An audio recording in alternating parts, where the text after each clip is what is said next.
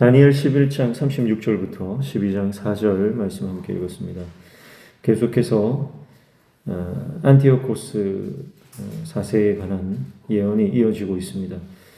36절부터 보시면요. 36절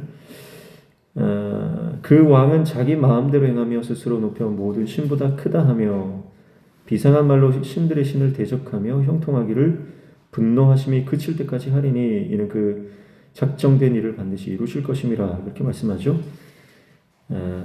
스스로 높여 모든 신보다 크다 한다 이렇게 말했습니다. 그래서 안티오코스는 헬라 제국 중에서 가장 자신을 신격화하고 또 동전에다가 왕 안티오코스 신의 형상이다, 신의 현현이다 그런 문구를 새길 만큼 자기 자신을 굉장히 신격화한 그런 왕이라고 말씀을 드렸죠. 여기에 나오는 비상한 말로 신들의 신을 대적하며 그랬죠. 신들의 신은 하나님 말, 여호와 하나님을 말하는 것이고요. 비상한 말로 대적했다라고 하는 것은 이 신성 모독을 했다는 거예요. 37절에 보면 또 그가 모든 것보다 스스로 크다 하고 그랬습니다. 자기 자신을 높여도 아주 그냥 자기를 이 땅에 자기보다 높은 것이 없다. 그렇게 자신을 높이는 겁니다.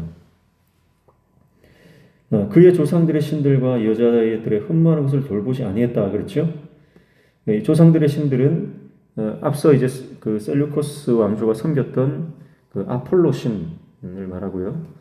그리고 여자들이 흠모하는 것은 또 그 아도니스 신 또는 담무스 신이라고 보여지는데, 그러니까 이 기존에 전통적으로 섬겨왔던 그 신들을 다 이제 배제하는 겁니다. 그리고 어떤 신을 섬기냐면 38절에 그 대신 강한 신을 공경할 것이요 조상들이 알지 못하던 신에게 금은 보석과 보물을 들여 공경할 것이다 그렇게 말했죠. 여기서 이제 강한 신이 제우스를 말합니다. 그래서 이 제우스를 신으로 선택해서 이제 자기 휘하에 있는 모든 여러 민족들을 통합하기 위한 시도들을 하거든요. 그래서 이 안티오코스가 로마의 인질로 잡혀 있다가 이제 맞교환을 하는 거예요. 인질을 맞교환해서 풀려나게 되는데, 풀려났을 때 왕이 되기 전까지 아테네에 머물면서 아마 이 제우스 신에 대한 그 어떤 많은 영향을 받은 것 같아요. 그래서 기존에 섬기던 신들을 다 배제하고 제우스 신을 그들의 이제 신으로 선택을 하게 됩니다. 39절 보시면 그는 이방신을 힘입어 크게 견고한 산성들을 점령할 것이요 무릇 그를 안다 하는 자에게는 영광을 더하여 여러 백성을 다스리게도 하며 그에게서 뇌물을 받고 땅을 나눠주기도 하리라 그랬습니다. 그래서 안티오코스는 이제 자신의 그 권력 기반을 공고히 다지기 위해서 사람들에게 많은 보상들을 줍니다. 그래서 여기서 나오는 뇌물을 받고 땅을 나눠준다 했는데, 이 뇌물이라고 하는 빔하르라고 하는 히브리어는요, 뇌물이라기보다는 보수 혹은 대가입니다. 그러니까 안티오코스는 자신에게 맹목적인 충성을 바치는 신하들에게는요, 그 대가로 땅을 나눠주는 겁니다.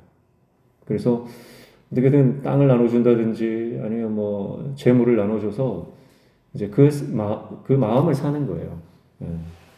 그래서 그가 어제도 봤지만 권력 기반이 약하거든요. 그러니까 그가 가진 것으로 이제 사람들을 매수하는 겁니다. 그런데 이제 40절부터 보시면요, 이제 안티오코스의 애굽 원정에 대해서 말하는데 40절부터 43절 보시면 그가 여러 나라들을 침략할 것이고 그리고 거기에는 유다도 포함될 것이다 그렇게 말씀하고 있는 것을 볼 수가 있습니다. 그래서 40절 하반절에 보시면 여러 나라에 침공하여 물이 넘침같이 지나갈 것이요 41절에 그가 또 영화로운 땅에 들어갈 것이요 많은 나라를 패망하게 할 것이나 그래서 주위에 있는 수많은 나라들을 침략하면서 거기에 그 회오리 바람이 유다에까지 미치게 된다. 그렇습니다. 밑에 보면 모압, 암몬, 에돔, 모압, 암몬은 이제 거기에서 제어가 된다. 그렇게 예언을 하고 있고요. 43절에 그가 권세로 애굽의 금, 은 모든 보물을 차지할 것이요 리비아 사람과 구스 사람이 그의 시종이 되리라. 그렇게 말하고 있습니다. 그래서 이 이제 안티오코스 4세가 어디까지 영향을 미치고 그가 침략하게 될 것인지에 대해서 정확하게 자세하게 예언을 하고 있습니다. 그런데요, 44절입니다. 그러나 동북에서부터 소문이 이르러 그를 번민하게 하므로 그가 분노하여 나가서 많은 무리를 다 죽이며 멸망시키고자 할 것이요. 자, 전쟁 가운데에 승리를 거의 목전에 둔 상황인데요. 어떤 소문이 들리는 겁니다. 그러니까 어떤 자국 내에 어떤 반역이 일어난 거죠. 그래서 굉장히 전쟁을 지속할 수 없을 만큼 그런 소식을 듣게 되는 것입니다. 그래서 이제 분노에 사로잡힌 그가 관련자들을 다 처벌하기 위해서 복귀를 하는 것입니다. 그런데 45절에 보시면 그가 장막 궁전을 바다와 영화롭고 거룩한 산 사이에 세울 것이나 그의 종말이 이르리니 도와줄 자가 없으리라. 그렇게 말씀하죠. 자, 그러니까 그 복귀하는 과정에서 바다와 영화롭고 거룩한 산 사이, 그러니까 지중해와 시온산이죠. 영화롭고 거룩한 산은 시온산입니다. 그러니까 이 지중해와 시온산 사이 어딘가에 이제 전초 기지를 마련하고요. 장막을 쳐놓고 그것을 다시 돌아오지 못하는 거예요. 거기서 죽어버립니다. 너무나 갑작스럽게 그가 종말을 맞이하게 됩니다. 모든 것이 자기의 뜻대로 되는 줄 알았고, 그리고 자기가 훑고 지나가는 그 모든 곳을 다 약탈하고 정복할 것이라고 생각했습니다. 그러나 그의 죽음은 너무나 순식간에 찾아왔죠. 8장 25절 말씀해 보면 이미 예언된 대로 이렇게 말씀하죠. 그가 사람의 손으로 말미암지 않고 깨지리라. 그렇게 말했습니다. 그러니까 누군가에 의해서, 사람에 의해서 죽은 것이 아니라 사람의 손이 아니라 누구의 손이죠? 하나님의 손이 그를 칠 것이다. 그를 깨버릴 것이다. 이렇게 말씀합니다. 그래서 이 안티오코스 4세의 죽음에 대해서는 이제 정확하게 알려진 바는 없지만 아마 질병이나 갑작스러운, 사람들이 생각할 때에 천벌을 받아서 죽었다 이렇게 생각되는 그런 갑작스러운 죽음을 맞이했다. 그렇게 보고 있습니다. 그러니까 야고보를 죽인 헤로드 왕이 충이 먹어 죽었다 그랬죠. 벌레를 먹어서 죽었던 것처럼 이 안티오코스 4세도 그렇게 하나님이 치심으로 비극적인 최후를 맞이하게 되는 것입니다. 안티오코스 4세 에피파네스, 이 사람은요 적 그리스도의 예표입니다. 그래서 이것이 역사적으로 다 일어난 사건이지만 이 사건이 단지 닫혀진 역사의 사건으로 보고 다 끝난 일로 보는 것이 아니라요. 에피파네스 4세와 같은 극심한 박해자, 하나님의 백성들과 교회를 탄압하고 박해하는 적 그리스도가 종말의 때에 나타나게 될 것임을 우리는 이 말씀을 통해서 또 깨달아야 하는 것입니다. 단지 우리가 지나간 역사에서 일어난 일이다 정도로 생각하고 넘어가면 이 다니엘서가 우리에게 오는 의미가 별로 없는 거예요. 옛날에 있었던 일인데 다니엘이 다 예언을 했구나. 그 정도가 아니라는 거예요. 이 예언의 말씀이 우리에게 주어진 이유는 이스라엘 백성들이 생각할 때에 이 안티오코스의 박해와 예루살렘 성전을 더럽히고 경건한 자들을 잡아 죽이고 하는 것은 그들의 입장에서는 종말이었거든요. 이 사건을 보면서 마지막 때, 우리가 살아가는 이 마지막 때에도 동일한 적 그리스도가 등장할 것이고, 그리고 그가 수많은 믿는 자들을 박해하며 탄압하며 순교케 할 것이다. 그러나 그때에도 포기하지 말고 끝까지 믿음의 길을 가라. 그 말씀을 우리에게 하고 있는 거예요. 그러니까 이 말씀을 우리에게 적용해야지만 이 말씀이 우리의 레마의 말씀이 되는 줄로 믿습니다. 그래서 12장 1절부터 4절까지는요. 그래서 어떻게 할 것인가? 그 말씀을 하고 있는데요. 결국은 끝까지 이러한 핍박 가운데서 우리에게 영원한 생명의 그 약속이 주어져 있다. 그렇기 때문에 이 믿음을 포기하지 말고 끝까지 하나님의 길을 가라. 그것이 지혜로운 자이다. 그렇게 말씀하고 있는 거예요. 12장 1절 말씀에 보면 이렇게 말합니다. 그때에 내 민족을 호위하는 큰 군주 미가엘이 일어날 것이요 또 환란이 있으리니 이는 개국 이래로 그때까지 없었던 환란일 것이며 그때에 내 백성 중 책에 기록된 모든 자가 구원을 받을 것이라 그렇게 말합니다. 그러니까 지금 이 안티오코스의 극심한 박해는요 미증유의 사건이 될 것이다. 어마어마한 박해와 환란이 있을 것이다. 그런데요 그 박해와 환란이 그 엄청난 고난의 때가 단지 고난이 아니다. 그것은 하나님께서 백성 중 책에 기록된 모든 자가 구원을 받게 하시는 구원의 사건이 될 것이다. 그렇게 말씀합니다. 그리고 그 고난의 때에 내 민족을 호위하는 큰 군주 미가엘이 일어날 것이다. 극심한 고난 가운데 혼자인 것 같은 아무도 나를 도와주지 않는 것 같은 그런 우리가 고난과 환난 가운데 던져져 있을 때가 있습니다. 그러나 그때도 우리는 혼자가 아니라는 거예요. 여기서 내 민족을 호위하는 이라고 하는 이 말씀은요. 원어적으로 보면 내 백성의 자녀들 편에 서 있다 이 말이에요. 여러분 우리가 아무리 큰 환난 가운데 있다 할지라도요. 우리 편이 되어주시는 하나님 계시다는 거예요. 하나님 내 편 되신다는 거예요. 세상이 다 등을 돌리고 상황과 환경이 다 나를 죽이려고 그렇게 달려드는 사방에 우겨쌈을 당하는 것 같은 상황이라도 하나님은 내 편 되신다는 거예요.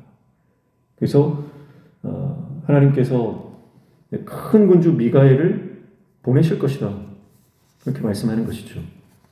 또 2절 말씀에 보면 땅의 티끌 가운데서 자는 자 중에서 많은 사람이 깨어나 영생을 받는 자도 있겠고 수치를 당하여서 영원히 부끄러움을 당할 자도 있을 것이며 라고 말씀하죠. 자, 구약 성경에서요. 개인의 부활을 명시적으로 언급하는 유일한 구절입니다. 죽은 사람이 살아날 것이라고 하는 이 아주 구체적으로 말씀하고 있는 유일한 구절이라고 볼 수 있어요. 자, 그러니까요. 환난이 끝이 아니다. 심지어 그 환난 때문에 죽는다 할지라도 그 죽음이 끝이 아니라는 거예요. 반드시 부활이 있다.